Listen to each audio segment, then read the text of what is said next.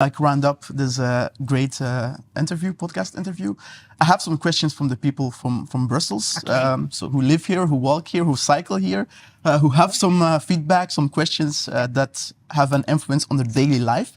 So someone said, what are the plans for the temporary Corona bike lanes? Some of them are in not so good state, and though they become very crucial for safe cycling, and most of them are just paint and easily removable again.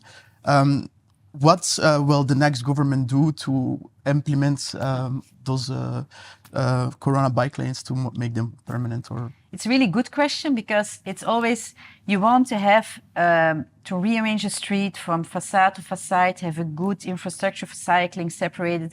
But that means that, and we're still doing that. So we do have those big investments in structural programs, but it means you need time to ask a permit, you need a plan, you need some money. So you need a lot of. So if we only do this, at certain thing, we there's can actually a whole process behind it that the people sometimes don't see. No, it's a double thing. So if you do that, you can do about 15, 20 kilometers every political period, every legislature. Okay.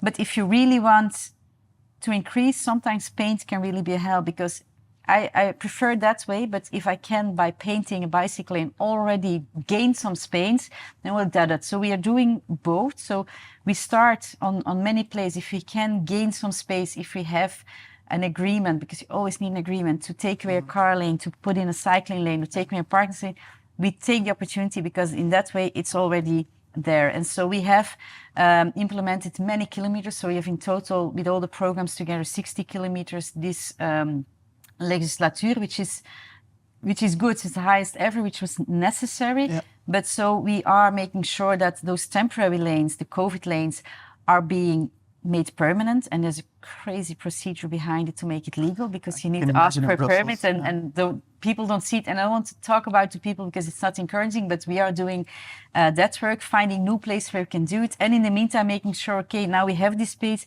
let's make it more qualitative. For example, on Lambermont, which is in Schaarbeek, a really important avenue, yeah, we have taken away a car lane and put in place a cycling lane with paint.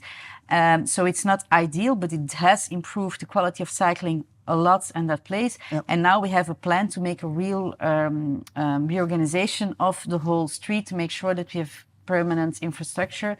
The same Rue de la Loi, which is probably the most known street, the Wetstraat of Brussels, in front of European institutions. We took away a car lane, we put on some brick, some concrete blocks to separate it. So we had, okay, we want to make it permanent. We actually want to take away another car lane so we can put on some trees and we can have the same infrastructure on both sides. But there's no support for it yet. Each time you take a car lane away, there's a lot of protest. It's a lot of protest, but it is necessary. And we see that because that one is it's one of the best used cycling lanes of Brussels. Mm-hmm. And there are more people on a bike being transported than in cars on the same axis. So it is taking away space from cars, but in the number of people that can get transport on that axis, the cycling lane is more effective. So exactly. It is always looking for a balance and waiting for the right moment, because now, for example, we could say, okay, we will rearrange the streets facade to facade, and I have the support of everybody to take the one lane we took away to make it permanent. Yep. But for the second, I have no support. They do it now, it's forever like that. But we know we need on both sides a cycling lane. So we made the permit to make it permanent. We did some adaptations. There will be some extra measurements taking this spring on to make it more safe. But I know that I want to make sure that the moment that there's openness to get the whole thing done, then we will do the whole thing. So it is looking, and I know I'm also very impatient, and I know this impatience of people cycling Brussels. And so we're trying to work as fast and as good as we can, but it is often procedures, having the people to do so, having the right permits to do so, being confronted with blockades from the local communities, because they can always say no and they can stop a work in progress. We've had that as well. Forward, so it is struggling, but we are giving everything we can, and I hope we'll continue to see Brussels changing and being more and more cycling city.